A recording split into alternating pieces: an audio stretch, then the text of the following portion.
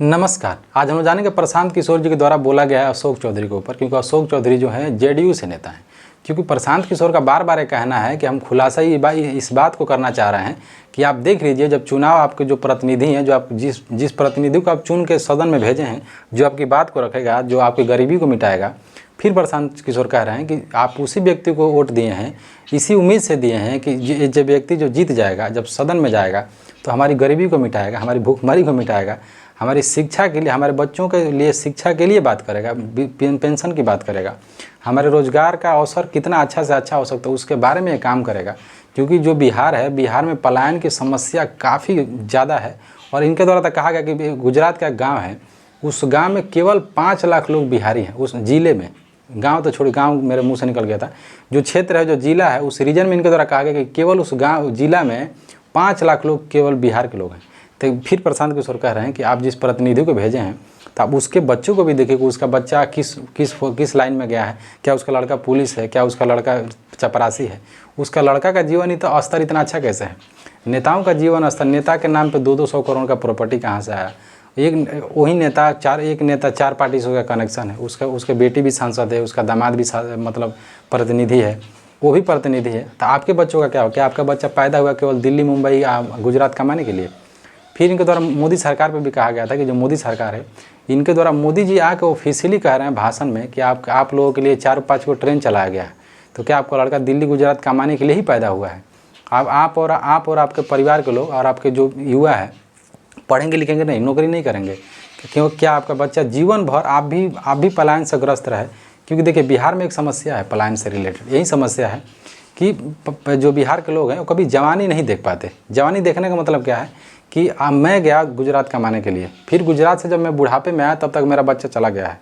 तो ऐसी सुविधाएं, इतनी बदतर हालत में बिहार जी रहा है। तो इनका कहना है, एक नेता है जिनका नाम है अशोक चौधरी।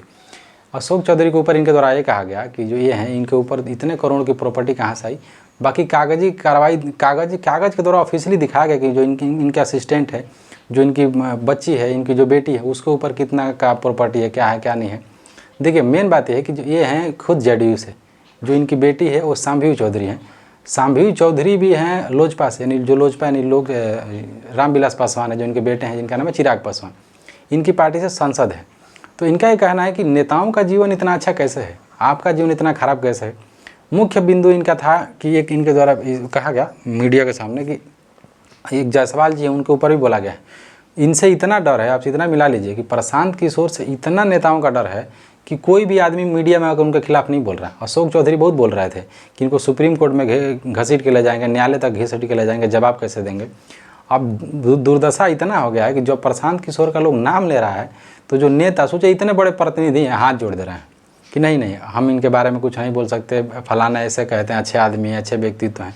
जितना मांझी से भी पूछा गया, वो भी हाथ जोड़ दे रहे हैं। संजय जायसवाल भी अभी जैसे, सोचिए इतना डर हो गया है प्रशांत किशोर से कि सारे नेताओं के अंदर डर हो गया प्रशांत किशोर से। नाम लेंगे उनका तो चौंक जाएंगे। बाकी मीडिया को जवाब तो अच्छा देते हैं। मीडिया को एक बार एक मीडिया वाला कह रहा था कि आपके पास इतना पैसा कहाँ से आ रहा है, तो वो बोले कि हमको पता है कि आप संघ से ट्रेनिंग लेकर आए हुए हैं।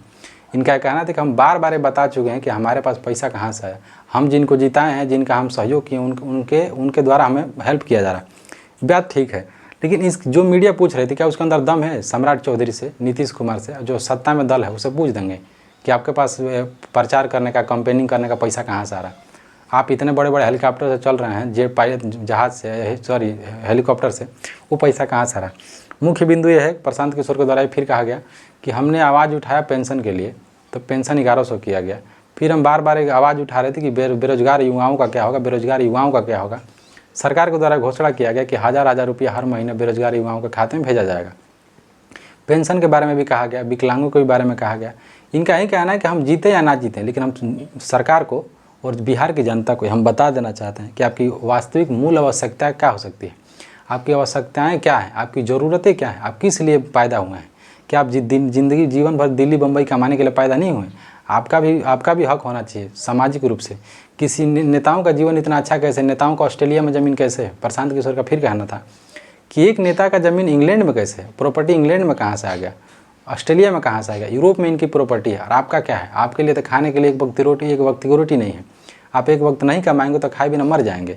बिहार में सच में इतनी दुर्दशा है आर्थिक रूप से कि आप सोच नहीं सकते हैं। तो यही इनका मानना है। बाकी 3 सालों से घूम रहे हैं रोड पे घूम घूम के कंपेनिंग कर रहे हैं। इनकी मुख्य बात है कि भोजपुरी इनका कम्युनिकेशन स्किल बहुत अच्छा है। और प्रशांत किशोर को आयरे गौरे आदमी नहीं है, ये पहुँचे हुए आदमी है। इसीलिए आप समझ लीजिए, जो व्यक्ति नरेंद्र मोदी का सलाहकार रहा हो, नीतीश कुमार का रहा हो, इसीलिए तो बिहार में ज़्यादा नेताओं को प्रॉब्लम हो रहा है कि जिसकी कुर्सी ये लोग ठीक करते थे अब चुनाव में उतरा हुआ है और सबका हालत ख़राब है। प्रशांत किशोर का बहुत बड़ा राजनीतिक कदम है। और बाकी बहुत बड़े विचारक हैं, राजनीति में इनसे ज़्यादा कोई नहीं जानता है। नरेंद्र मोदी जब सरकार में आए थे तो इनकी खुद का जो स्पीच है प्रशांत किशोर के द्वारा ही तैयार किया गया था। बाकी देखते हैं। नमस्कार।